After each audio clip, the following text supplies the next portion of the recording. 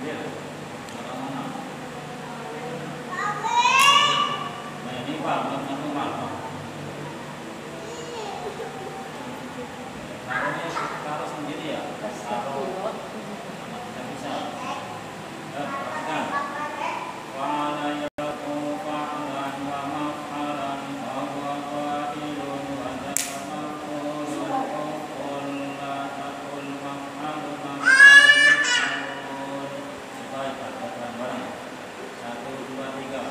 Wala yakunu fa'lan wa maf'alan wa huwa fa'ilun wa tatamaqulun qul la taqul maf'alun maf'alun maf'alun. Ada dua itu maf'alun itu berarti dibaca 2 kali. Maf'alun maf'alun maf'alun. Nah, saya catatkan apa sih gunanya tasrif atau ilmu sorok. Ilmu sorok itu gunanya untuk mengetahui apa? Yaitu ilmu yang merupakan salah satu ilmu untuk membahas tentang bentuk atau sigot kalimat, baik kalimat asli atau kalimat tidak asli, kalimat tambahan atau tidak, atau kalimat tersebut diiklal atau tidak diiklal.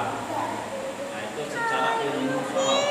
Ada sorok itu bentuknya secara lugawi, kalau bahasa lugawi, secara bahasa sorok, tasrif atau tasrif. Kalau sigot itu tadi apa sigot? Kalimat Lugot. lugot Sigot. bahasa ini berubah maknanya. Berubah, tadayur, berubah. Secara istilahi bahasa Indonesia adalah lugotan.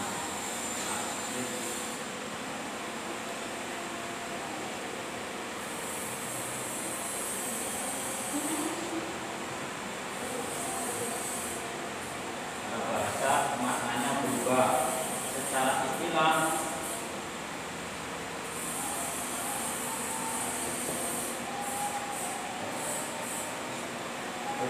berubahnya bentuk kalimat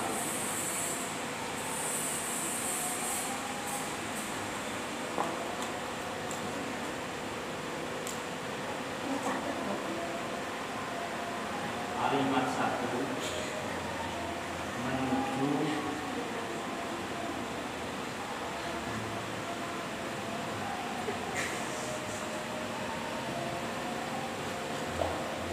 contoh yang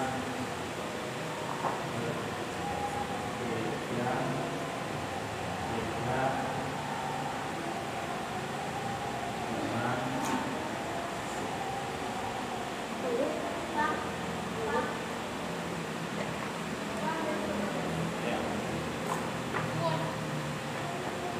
Bedanya bentuk kalimat satu menuju contoh yang berbeda-beda dengan tujuan makna yang dimaksud.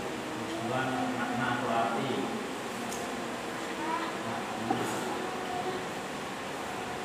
makna atau arti yang dimaksud.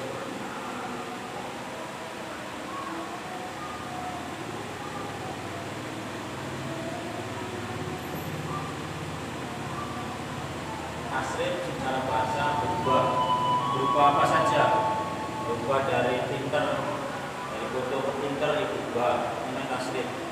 Nah, cara istilahi itu berubahnya bentuk kalimat satu menuju contoh yang berbeda-beda, contoh yang berbeda-beda dengan tujuan makna atau arti yang dimaksud.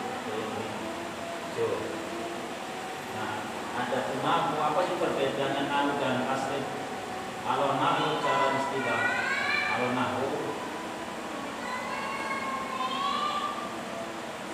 ilmu nahu itu berubahnya bentuk akhir kalimat.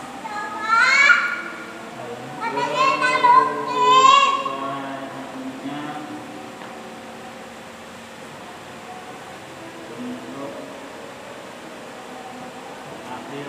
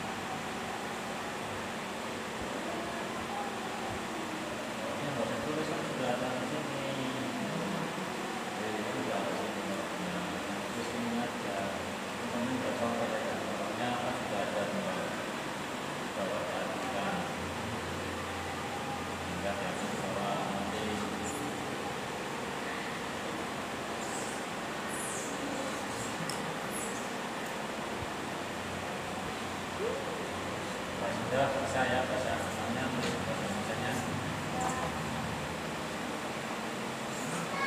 Saya akan terapkan bahwa tasrif secara bahasa adalah berubah, makna berubah apapun, mau berubah dari nakal ke baik itu tasrif, mau dari bodoh ke pinter itu berubahnya tasrif.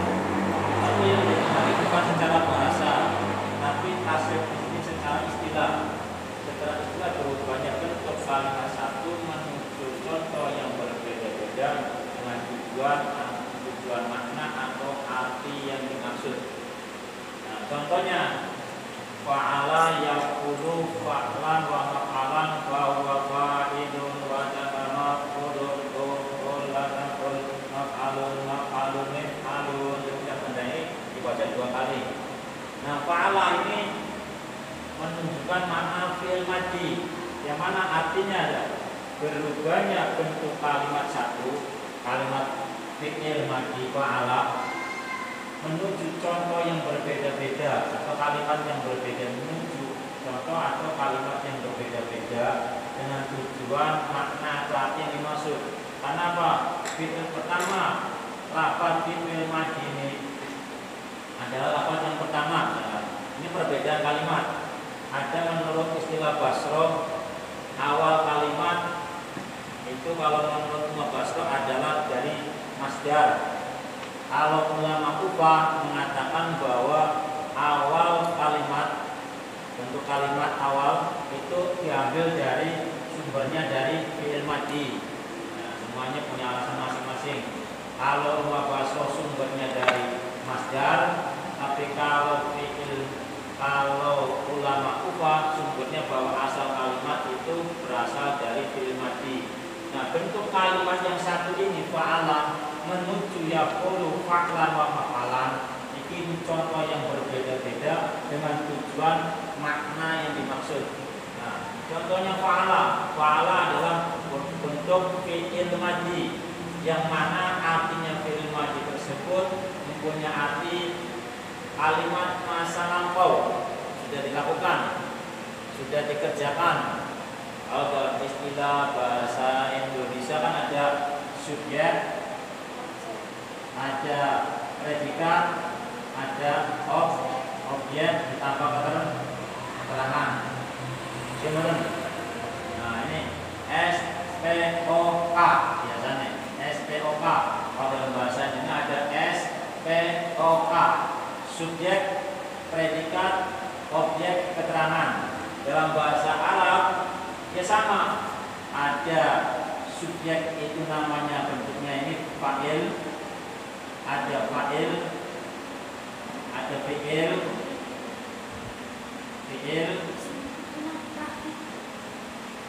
ditambah ada fa'il, ada fi'il, fa'il ditambah maf'ul. Dalam bahasa Indonesia SPOK subjek, predikat, objek, keterangan. Dalam bahasa Arab susunannya fi'il, fa'il, maf'ul.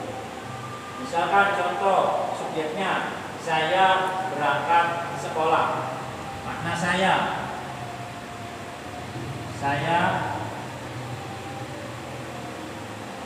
berangkat ke sekolah.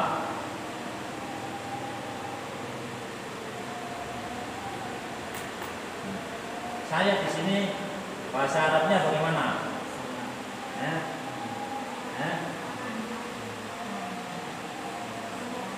Pakai bahasa Arabnya itu, kalau bahasa Arab itu subjeknya kadang-kadang predikat dulu baru subjek. Bisa jahabtu,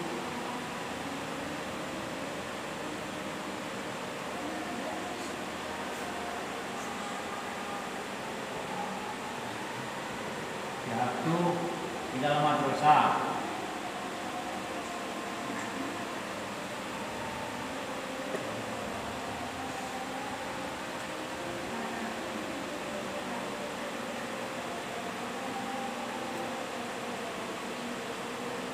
Dalam madrasati.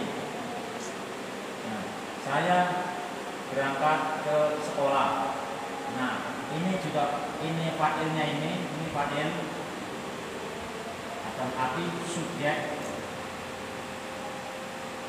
Ini adalah fi'il dalam arti predikat. Ini adalah objek atau sasaran atau bisa dikatakan keterangan. Objek yang dimaksud adalah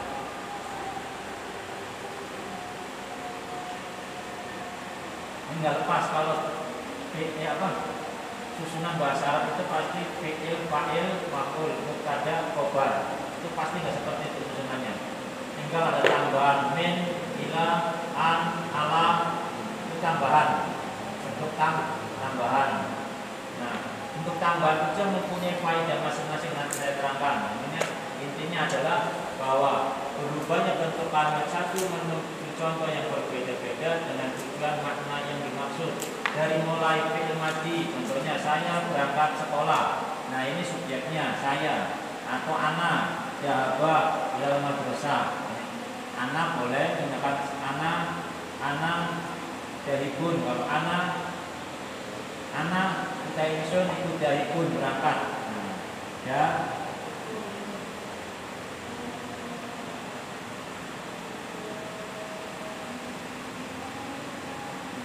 Dahibun orang berangkat ilal madrasah. Ya, ada ini.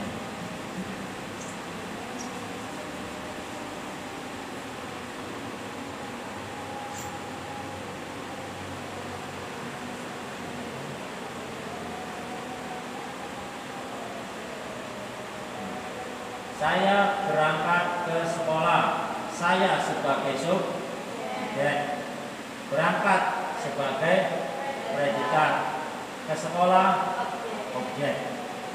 Bahasa Arabnya saya adalah ana berarti subjek.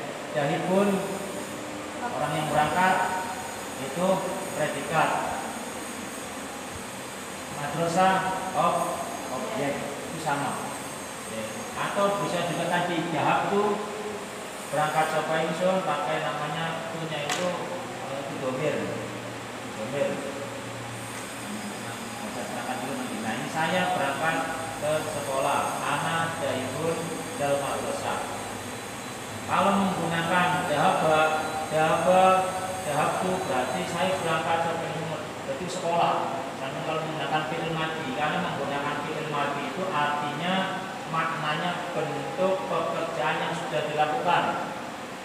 Fi'il madhi adalah fi'il pekerjaan yang sudah dilakukan. Misal fa'ala wis agawe, artinya sudah bekerja.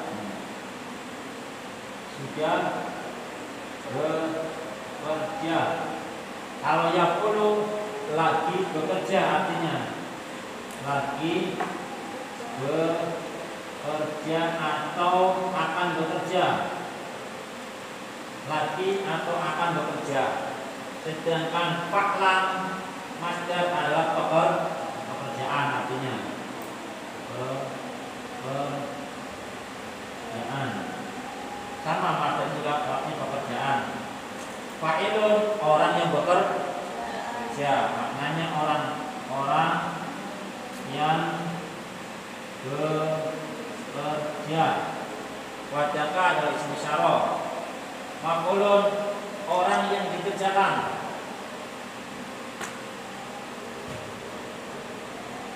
Orang yang dikerjakan. Ukul kerjakanlah. Kerjakanlah. Latakul jangan bekerja.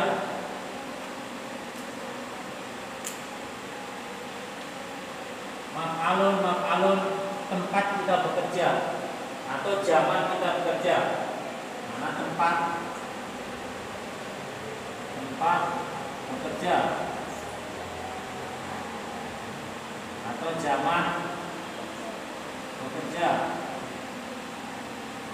Maf'alun alat bekerja.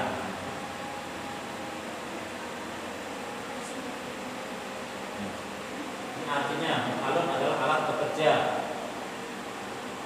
Nah, kalau kita menggunakan dhahabtu ilal madrasah, berarti saya sudah berangkat sekolah. Terus disini maka pernah mangkat sekolah.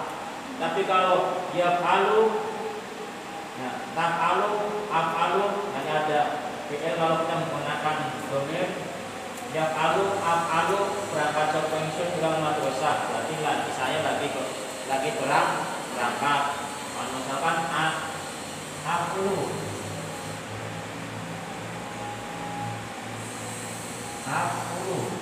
berangkat sapa ingsun ilal madrasah.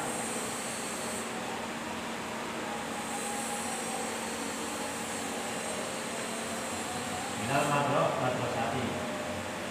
Hamzahnya ini menggunakan hamzah dhamir makna saya sama dengan ana. Nah, kalau ana itu dhamir mengagumkan maladun nafsa. Nah, ini mengagumkan diri sendiri. Aku bekerja sapa ingsun dalam madrasah mari ke sekolah. Kalau menjawab itu berarti adhabu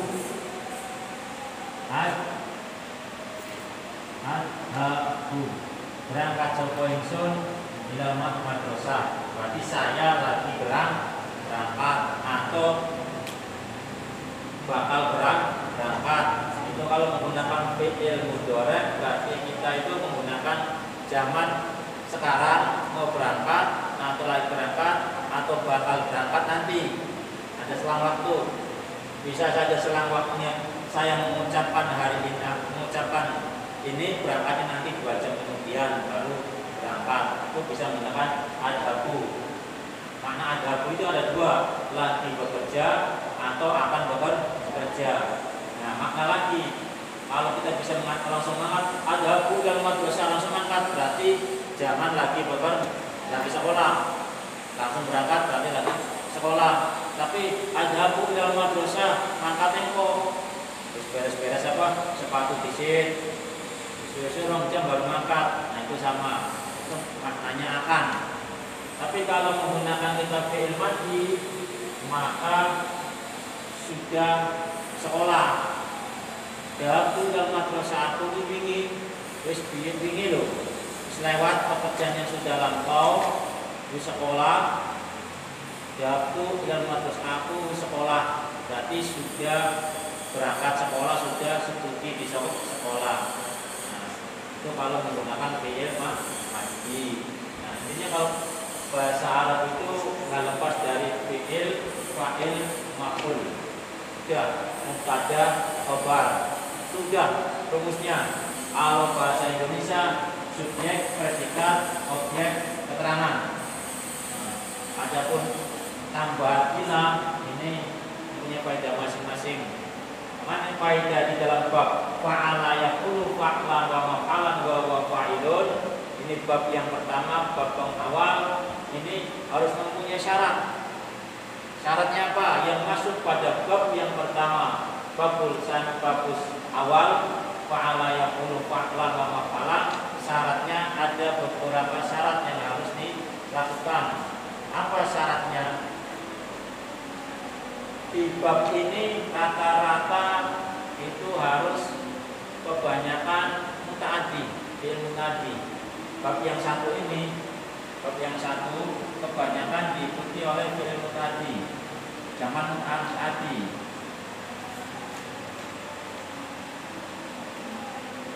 Terkadang juga lazim.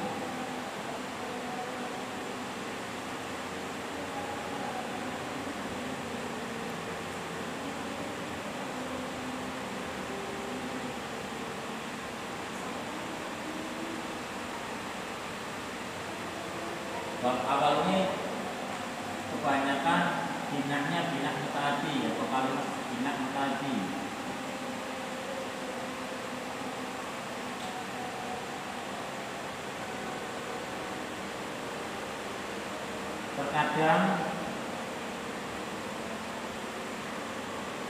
Terkadang juga lah lazim. Apa sih mutaaddi dengan lazim? Nah, mutaaddi ini fi'il fa'il sampai kepada maf'ul. Intinya kalau lazim berarti sampainya hanya kepada fi'il saja. Contohnya Yoroba yadribu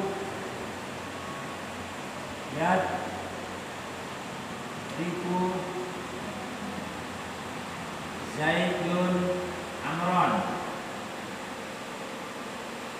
Yadribu mukul sapa Zaidun Zaid Amron bin Umar. Nah, ini namanya mutaaddi karena apa? Butuh sampai kepada maf'ul. Al-lazim itu hanya sampai kepada fa'il saja. Contohnya kharaja wis metu sapa Zaidun Zaid. Apa sih perbedaan lazim dan mutaaddi untuk mengetahui perbedaan bentuk lazim dan mutaaddi? Intinya satu, kalau mutaaddi itu kebanyakan arti kalimatnya dikerjakan oleh sebagian anggota. Jadi kalau anggotanya sampai angkat dia semua sebagian, kayak mukul kan gak mungkin wajan tapi mukul, ya mau mukul mesti tangan. Jadi sebagian anggota saja yang digerakkan, maka itu biasanya mutaaddi. Tapi kalau lazim itu kebanyakan semuanya seluruh anggota ikut. Kayak koma Zaidun, Zaid berdiri, masa berdiri sikile ngadeg cijine duduk, karena mungkin kakinya kepalanya berdiri, kakinya duduk. Kalau berdiri ya berdiri semua. Itu maknanya berdiri semua. Gerakan seluruh anggota badan itu, kalau artinya gerakan seluruh anggota badan ikut, berarti rata-rata mutaaddi lazim. Lazim juga bisa dibikin sebagai mutaaddi bisa, tapi harus ditambah namanya dengan tambahan huruf jar. Sirtu lumaku sapa ingsun bi Zaidin kelawan Zaid. Menggunakan ba'il sok. Nah, intinya perbedaan antara lazim dan mutaaddi. Kalau mutaaddi artinya hanya dikerjakan sebagian anggota saja. Tapi kalau lazim artinya dikerjakan semua anggota. Kayak contoh koma, kharaja, ya sama kharaja metu keluar sapa jen apa? Sampai yang bermutu tangan sing mana maka sikile engko hari. Karena mungkin ya enggak. Nah, makna kharaja makna keluar ya, berarti badan ya, tangan, sikil, seluruh anggota tubuh kita perlu keluar. Itu berarti yang pasti bentuk kalimat tersebut adalah lazim. Kalau lazim hanya susunan fi'il fa'il saja. Nah, ini kalau bahasa Arab itu fi'il plus fa'il, fi'il plus fa'il plus maf'ul. Mubtada plus udah rumusnya ini, tiga ini susunannya. Kalau bahasa Indonesia ya S P O K. Bahasa Indonesia itu, kalau bahasa Indonesia nggak keluar dari sini S P O K. Kalau bahasa Arab nggak keluar dari fi'il fa'il maf'ul, mubtada, khobar.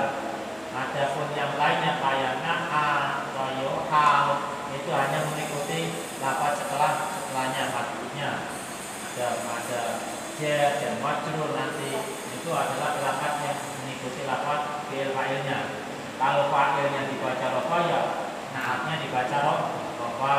Kalau fa'ilnya dibaca kasro ya na'atnya juga dibacakan kasro. Sama yang lainnya tambahan, hanya untuk memperjelas keadaan fa'il tersebut. Kalau yang lainnya, nah intinya susunan bahasa Arab itu tidak lepas fi'il fa'il maf'ul, mubtada, khobar. Kalau bahasa Indonesia subjek, predikat, objek, keterangan. Kalau udah menguasai ini bisa baca kitab. Terus bisa menguasai arti daripada lafaz-lafaz tersebut. Kok Kiai Musonef menggunakan lafaznya fa'ala? Berarti sudah kejadian. Cerita yang sudah kejadian. Kalau menggunakan yaqulu, berarti dia lagi yang mengalami kejadian. Berarti nggak lama kejadiannya, dialami oleh Kiai Musonef. Kalau menggunakan fa'ala, berarti bisa ada cerita tersebut ceritanya yang udah lama, menggunakan apa? Cerita yang lama, bentuk pekerjaan yang bentuklah kerjaan lama. Kalau menggunakan lafaz yaqulu, oh berarti mungkin dialami oleh Kiai Musonef. Itu saya mulai. Berarti karangannya Kiai Musonef sendiri yang mengarang menggunakan lafaz yaqulu. Kalau menggunakan lafaz fa'ala, berarti Kiai Musonef ini menceritakan orang yang lampau kejadiannya. Yang perlu perhatikan adalah fi'il madhi, fi'il mudhari'. Ada yang lainnya mesti kalau fa'il itu dibaca rafa. Nah, tujuannya tasrif ini untuk apa? Tujuannya untuk mengetahui maksud, makna, arti daripada muradnya kalimat. Jadi mulai bentuk yang satu dengan bentuk yang berbeda-beda dengan tujuan makna yang dimaksud. Karena bahasa Arab itu maknanya banyak, satu saja maknanya banyak. Contoh lafaz doroba ini bisa dimaknai mukul, bisa dimaknai menciptakan, tergantung sehul halam. Contoh misalkan doroba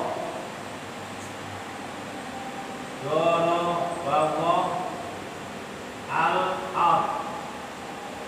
Masa doroba wis mukul sing Allah Gusti Allah bumi hancur. Masa Gusti Allah mukul bumi? Bagaimana? Kadang-kadang ada bentuk seperti ini. Makna asli doroba maknanya adalah mukul. Tapi kok masa Gusti Allah mukul bumi? Ya entek kiamat. Tapi yang dimaksud doroba adalah doroba wis menciptakan.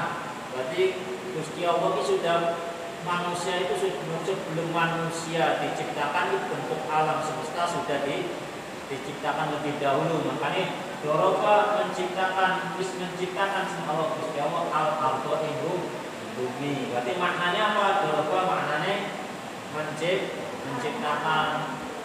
Sama madda maknanya panjang, memanjang.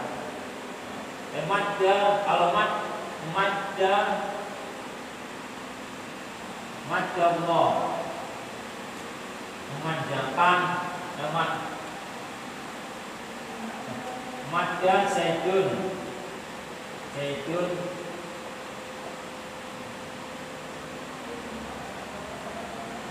Allah ing Gusti Allah. Madda masih madda memanjangkan sapa sin jaid Allah ing Allah, masuk jaid memanjangkan kali Allah. Maknanya ya kalau memanjangkan yang cuma madda berdoa sapa jaid Allah ing Gusti Allah. Jadi makna madda ini, makanya tujuannya apa? Tujuan daripada tasrif adalah berubahnya bentuk kalimat satu menuju contoh yang berbeda-beda dengan tujuan makna yang dimaksud. Makanya maknanya bisa berbeda-beda sesuai dengan bentuk kalimat sehul alamnya. Gak mesti, walaupun aslinya maknanya madda itu memanjangkan, tapi kok ada kalimat madda jaidun Allah. Madda wis manjangno sapa jaidun jaid Allah Gusti Allah. Masa jaid memanjangkan pangeran? Kan gak mungkin. Nggih mboten. Masa jaid memanjangkan Allah berarti Allah ditarik. Nah, maknane nggih mboten. Nah, makanya madda itu berdoa, madda wis ndonga sapa jaidun jaid Allah Gusti Allah, bahwa jaid sudah minta doa kepada Allah. Sama doroballahu al-ard. Gak mungkin makna asli doroba ini adalah maknanya mukul. Kalau ada tulisan doroballahu al-masa Gusti Allah mukul bumi ya kiamat. Makanya bentuk kalimat satu doroba ini menuju contoh yang berbeda-beda, maknanya bisa beda-beda pun. Dan menuju contoh yang berbeda-beda yang kata ini dengan tujuan makna yang dimaksud, karena ada tujuan makna yang dimaksud.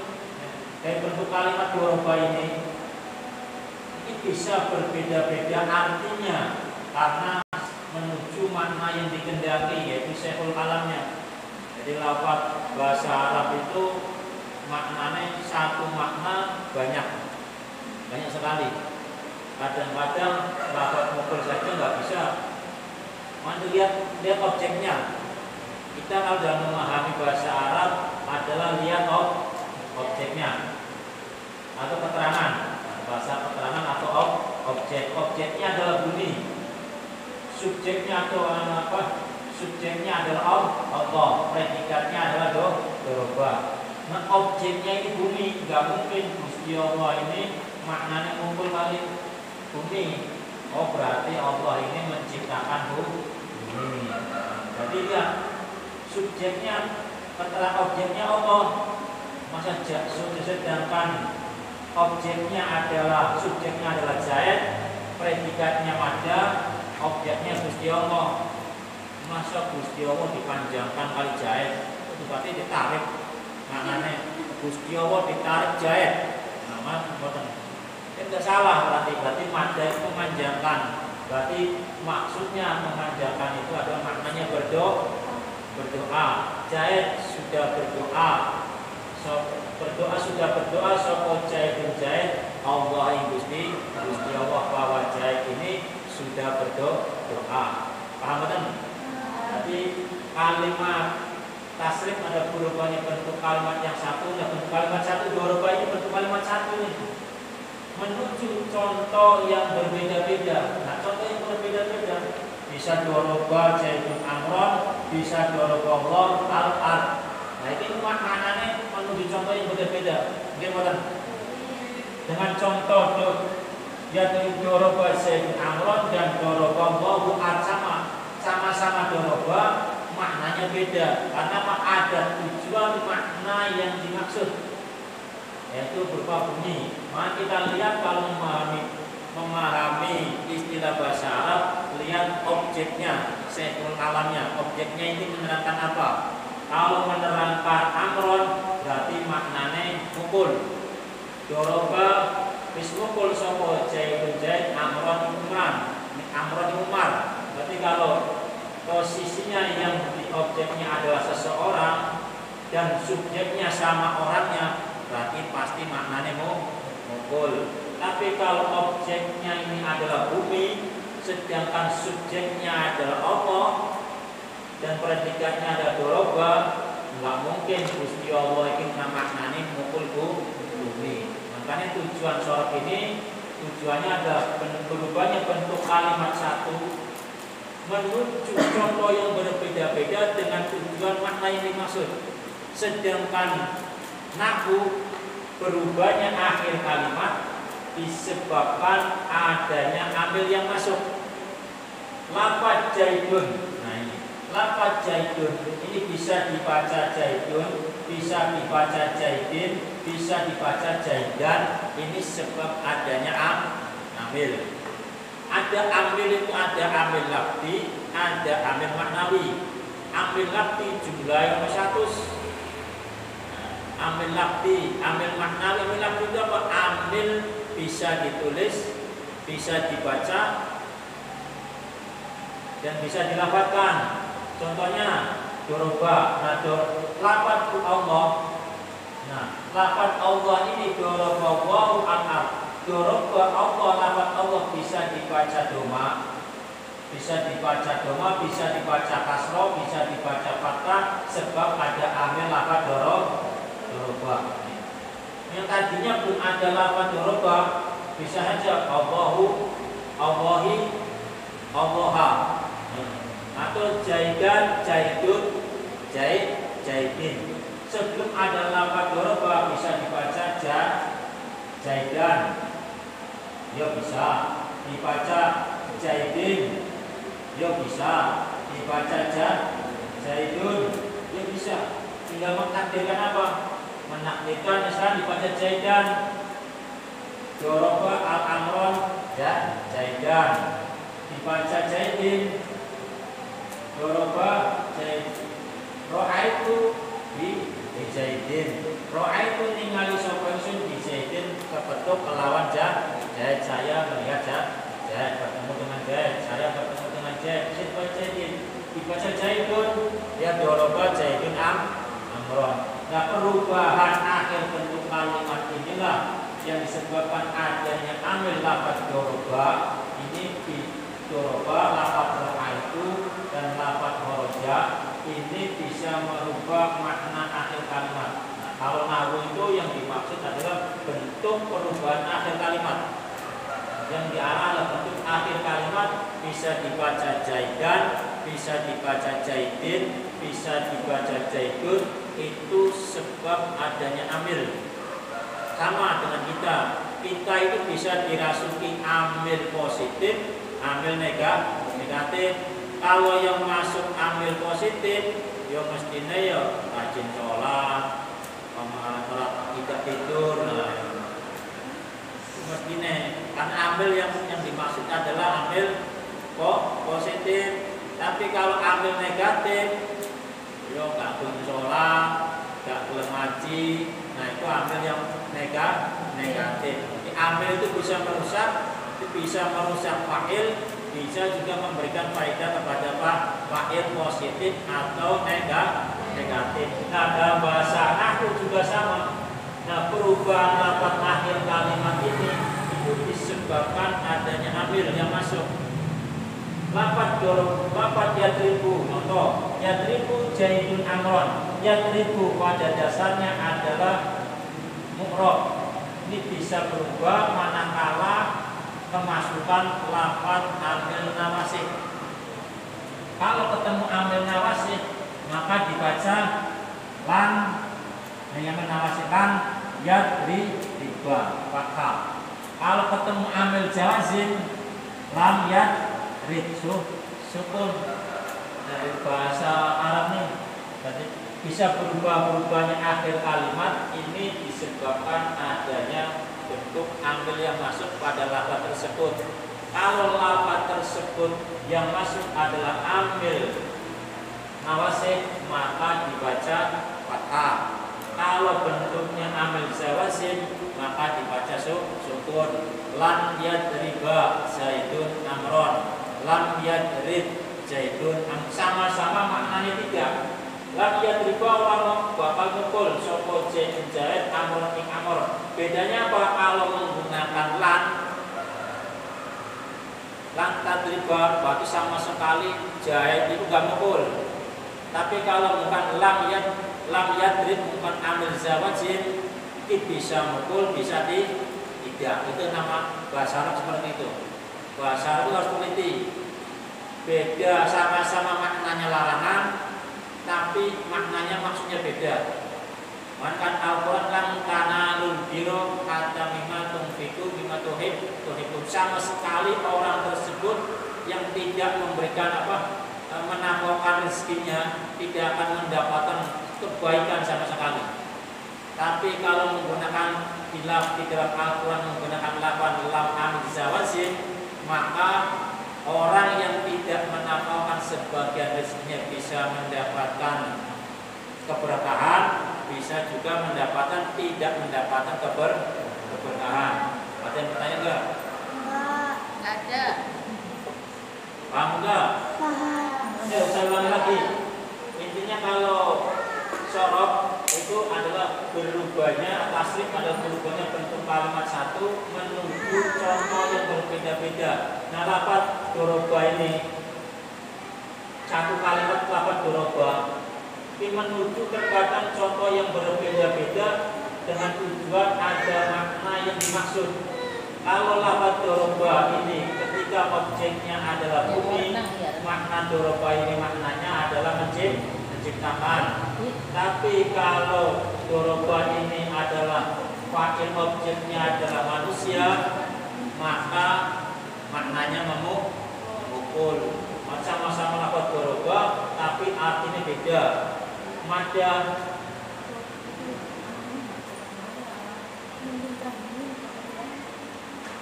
Madda juga sama, bisa makna memanjangkan, bisa makna berdoa, tergantung sehul kalamnya, lihat objeknya. Ingat, kalau kita memahami bahasa Arab, lihat objek. Artinya lihat sehul kalam. Apa sih yang diterangkan di dalam kitab tersebut?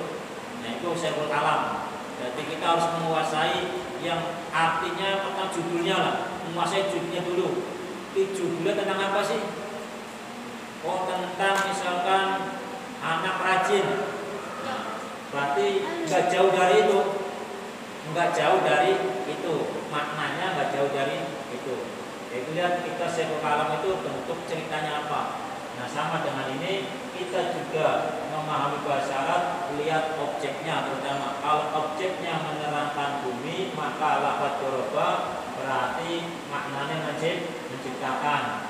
Kalau objeknya berupa manusia dan subjeknya juga manusia, berarti maknanya muf'ul. Paham kan? Ada yang bertanya enggak? Lihat dulu ya. Sudah? Ada yang bertanya benar? Benar, paham apa enggak? Paham apa ngantuk? Masuk dah. Intinya paham. Ayo kita baca pahala yang dulu. Bareng-bareng baca pahala yang dulu. 1, 2, 3. Bismillahirrahmanirrahim. Wa ala yaqulu fa'lan wa maf'alan wa huwa fa'ilun wa takabulun uf'ul la takun maf'alun maf'alun mif'alun nasara yansuru nasran wa mansaran wa huwa nasirun wa takamangsurun unsur la tangsur langsurun langsurun mingsarun madda yamuddu maddan wa maddan wa huwa maddun wa takamamdudun mudda la tamudda mamadun mamadun nimadun sona yasunum saunan wa masonan wa huwa soinun wa takamasunun sun la